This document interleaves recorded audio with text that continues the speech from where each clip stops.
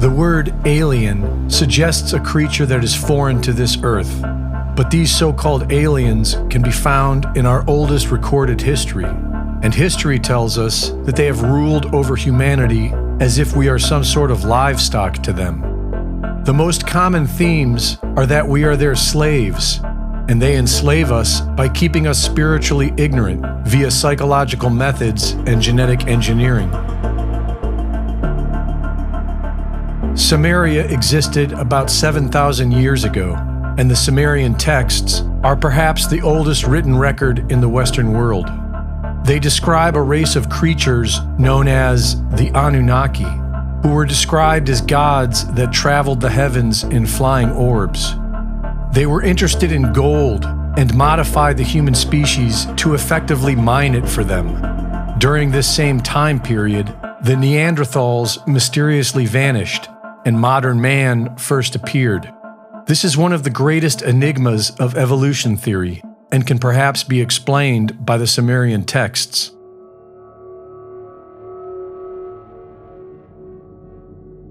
According to the Sumerians, the Anunnaki gods practiced genocide to control the human population, the same way a farmer culls their livestock. And it was written that there were two factions of the Anunnaki. One side wanted to keep us spiritually ignorant as a method of control, and the other believed this was immoral and argued against it. As a result of this dispute, the Anunnaki attempted to destroy the entire human race with a great flood. And when that failed, they spread humanity across the earth and gave them different languages to keep them divided. This story is not only retold in the Bible, it exists in several other cultures worldwide. In Alaska, Egypt, Japan, and South America, it is taught that their ancestors were transported there thousands of years ago by the gods. The biological engineering of humans, population control, and the opposing factions on the subject of keeping mankind spiritually ignorant are three themes that continue throughout all of history and into the current day. One of the greatest mysteries on Earth is the construction on the Giza Plateau in Egypt. The official story is demonstrably false. The water erosion found on the Sphinx tells us that it is at least 10,000 years old, and nobody can explain how the Great Pyramid was constructed, or for what purpose. The ancient Egyptian writings tell us that they were living under the rule of alien gods that looked somewhat human, who traveled through the heavens in flying ships. The Great Pyramid is encoded with redundant advanced mathematics such as pi, the golden ratio, and the speed of light, and it would have made an ideal marker for aerial navigation. The four sides precisely aligned to the four compass points, and it was originally covered with a casing of reflective white limestone, which has since been excavated and would have allowed it to be visible from a great distance. It even has subtle indentations on each of its four sides, giving it a total of 8 precise compass directions. The story of human secret societies working for these non-human demigods most notably began in ancient Egypt. An organization known as the Mystery Schools was established, wherein the pharaohs and priests were trained in secret to act as middlemen between mankind and the ruling class demigod species. And it would appear as if they were deceived in these mystery schools, for this is where the pharaohs were taught to mummify their bodies and bury wooden boats as a way of achieving immortality. The mystery schools taught the high priests and pharaohs a distorted form of spiritual knowledge and suppressed all of it from the public. Egyptian hieroglyphics portray these non-human gods wearing aprons, and the Egyptian high priests wore aprons as well, presumably as a symbol of loyalty to the gods and authority over the populace. In around 2200 BC, the Melchizedek priesthood aprons were made of white lambskin, which was later adopted by the Freemasons, who still wear them today. The eyes of the Sphinx, as well as the Great Pyramid, line up with the star Sirius as it rises on July 23rd, which is when Bohemian Grove has its secret society ritual every year. Several ancient structures are aligned with both Sirius and Orion, which is where many ancient legends say these creatures originated from. The Egyptian hieroglyph for Sirius was the obelisk, the dome, and the five-pointed star, symbols that are still used today by several secret societies. If mankind was scattered throughout the earth to keep them divided, then it seems as if the mystery school priest class was given the job of managing over them at the behest of the alien gods. It was in the ancient world that mankind became too rebellious to be ruled over by these demigods, and so humans were recruited to act as middle management, much like the Judas goat, a goat trained to lead sheep to slaughter while its own life is spared. These people were trained in secret societies and seduced with power to betray their own people. The word Elohim in the Bible is plural. It does not refer to a single god, but rather the gods. The main god in the Old Testament, the one worshipped by the Hebrews, was a character named Jehovah, which comes from the Hebrew word Yahweh, or Yod-He-Vav-He. Yahweh is described as traveling through the sky in a ship, and when this ship would land on Mount Sinai, the mountain was covered with smoke because the Lord descended upon it in fire. Yahweh had threatened to kill anyone who approached his landing site. Only a select few were permitted to see it, including Moses, who had attended the mystery schools under Akhenaten, the father of monotheism, which is likely why Moses pushed the idea that Yahweh was the one true God. But Ezekiel managed to see the landing site up close, and he described Yahweh's ship as being a pale yellow metallic structure from which creatures emerged that sparkled like burnished brass. Yahweh demanded obedience and slaughtered those who rebelled. He ordered his loyal soldiers to commit genocide and burn cities to the ground. According to Joshua, Yahweh manipulated those he wanted to be killed into fighting the Hebrews, who he then ordered to exterminate the opposition, a biblical account of Machiavellian divide and conquer tactics. The Bible is full of non-human entities, the Nephilim, several races of giants, and the Leviathan.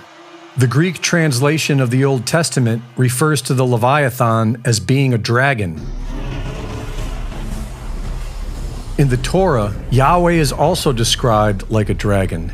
He could breathe fire from his mouth and set ablaze the foundations of the mountains. Smoke went up from his nostrils. He had pinions and wings, and he lived in a mountain. But when he lived on the surface with the Hebrews, he lived in a giant tent. And when the door to this tent was opened, thick plumes of smoke would appear. Yahweh also demanded a regular supply of virgins and gold. According to folklore, this is the description of a dragon. The story of the dragon exists in the ancient history of several cultures across the earth.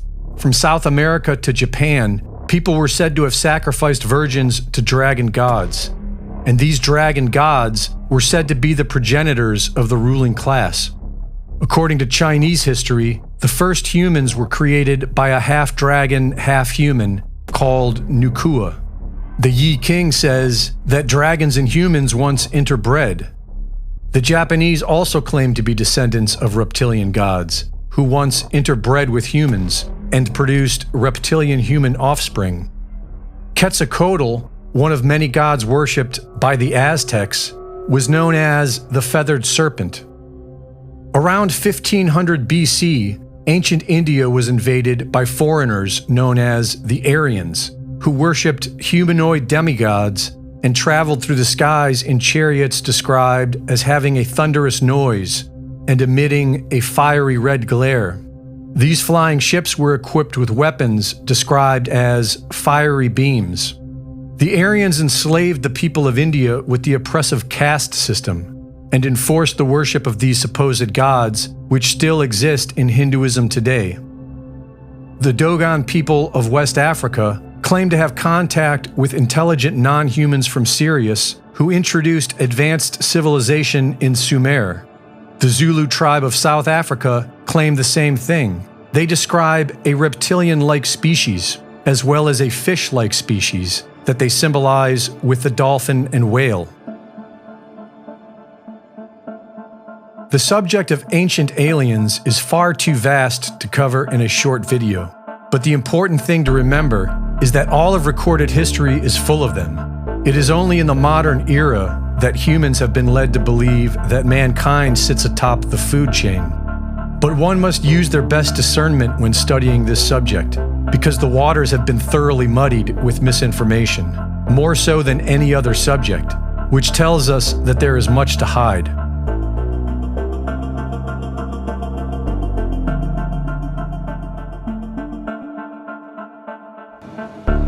UFO stands for Unidentified Flying Object. Advanced flying ships operated by non-human entities have been described in all of recorded history. They are found in the Sumerian cuneiform and in the Egyptian hieroglyphs. They are in the Vedas and the Bible. They are portrayed in the oldest drawings, carvings, and paintings. And in the early 20th century, when cameras became commonplace, UFOs were captured in photographs. When film was made available, they were captured on 8mm, and eventually on video. Now that almost everyone in the modern world has a video camera, there are hordes of video clips showing unidentified flying objects in the sky.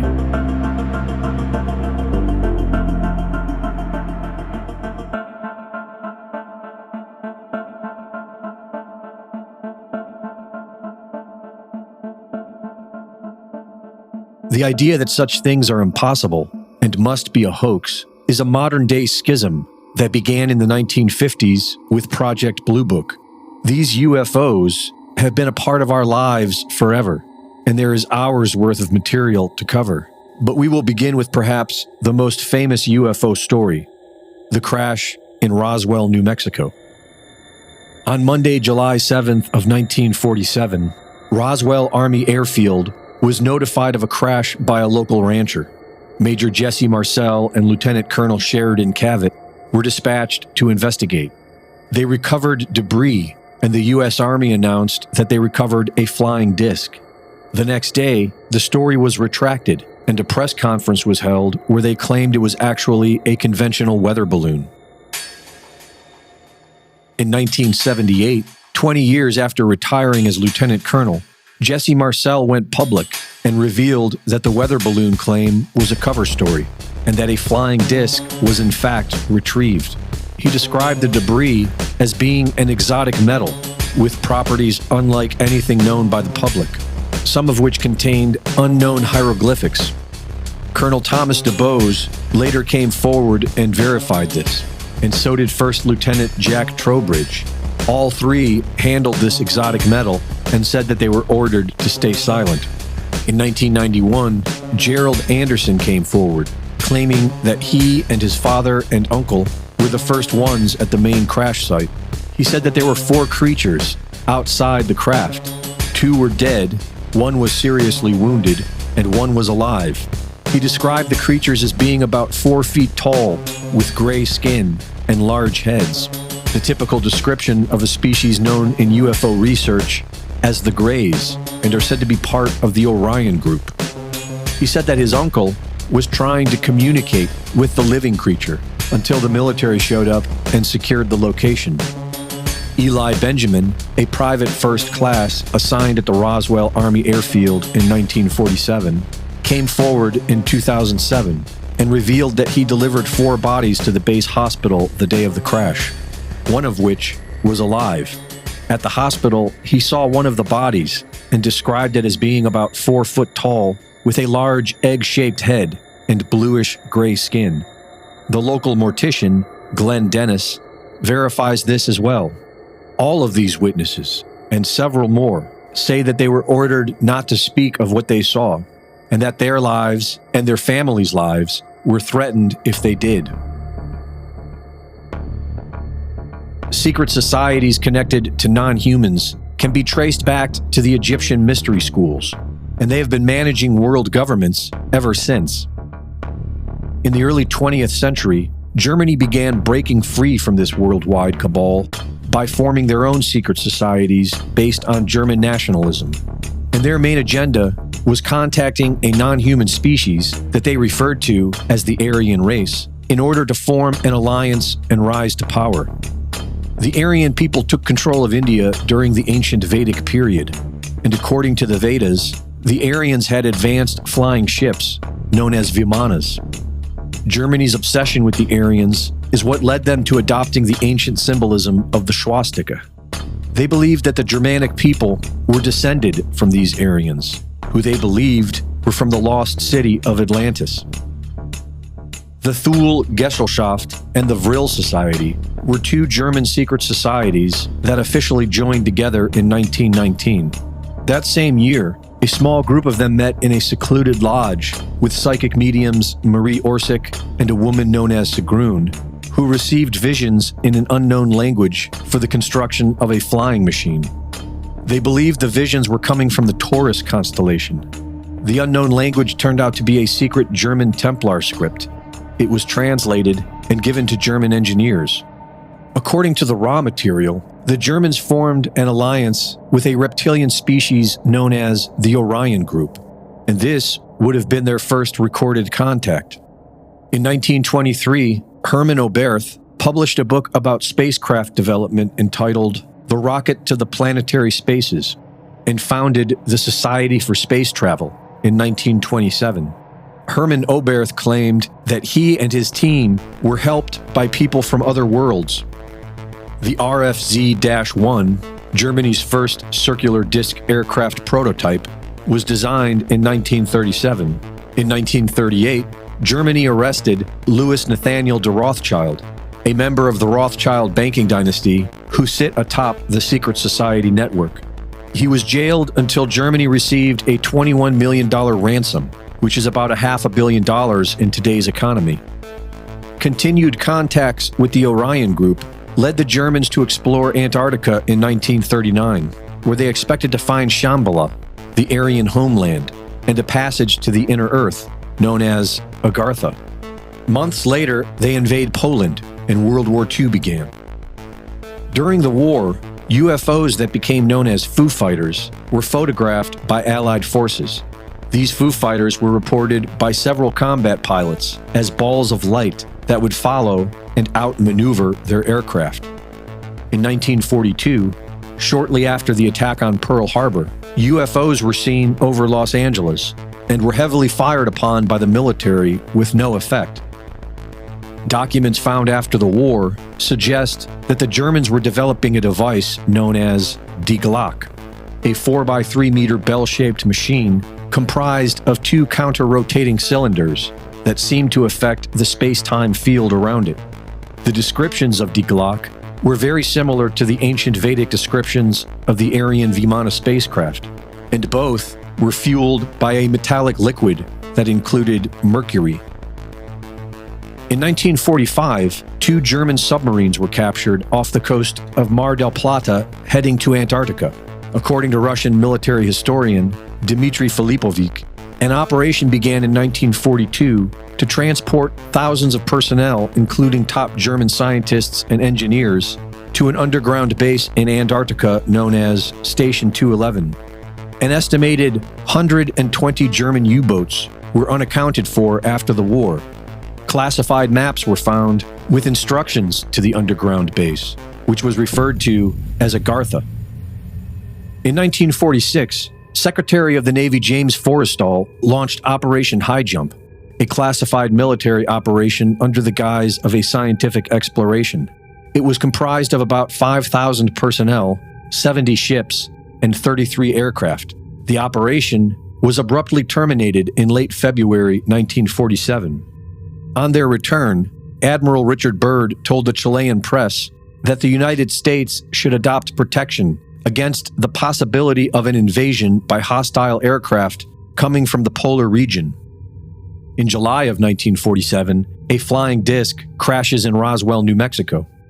Weeks later, the National Security Act was enacted and the CIA was created.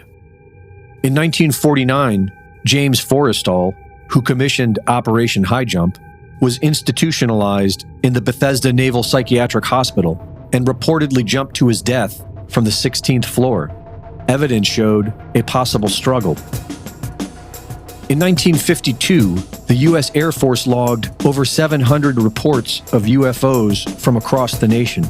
At the height of these widespread sightings, UFOs were reported at the nation's capital on 2 consecutive Saturday nights. At 11:40 p.m. on Saturday, July 19, 1952, air traffic control spotted 7 objects on radar, completely radical compared to those of ordinary aircraft. Other objects appeared in all sectors and flew over the White House and the United States Capitol. They were seen appearing out of nowhere, traveling at incredibly high speeds, making abrupt changes in direction and altitude, and vanishing. A week later, at 8:15 p.m., both the National Airport and Andrews Air Force Base were tracking them again on radar in every sector at speeds calculated at up to 7,000 miles per hour. Fighters were dispatched, but could not keep up with them. One pilot saw a white light that vanished when he moved towards it. Other pilots reported being swarmed by them. All radar personnel were convinced that the targets were solid metal objects. If this was the Germans establishing dominance to the United States, then the rest makes more sense. NASA was founded in 1958 with Wernher von Braun developing rockets. A founding member of Germany's Society for Space Travel, von Braun became director of NASA in 1960 for the Apollo moon missions. In 1959, the Antarctica Treaty was signed by 12 nations. It became law in 1961 and prohibits the military, private corporations, and the general public south of the 60th parallel without express permission from signatory nation-states. So what does all this mean? According to several researchers, the Germans gained the upper hand in the secret society network by aligning themselves with a reptilian species. They didn't lose the war. They infiltrated the Americas and established a headquarters in Antarctica and on the far side of the moon. And today, several nations are involved in secret space programs with non-human species. This is what Gary McKinnon saw when he hacked into the NASA computer network. And several UFOs have been captured on video flying across the surface of the moon. This is what former Naval Intelligence Officer William Cooper reported. And this is what Phil Schneider, who was born into the Black Projects after his father was brought into the U.S. under Operation Paperclip, has also claimed from his own experiences working in these secret programs.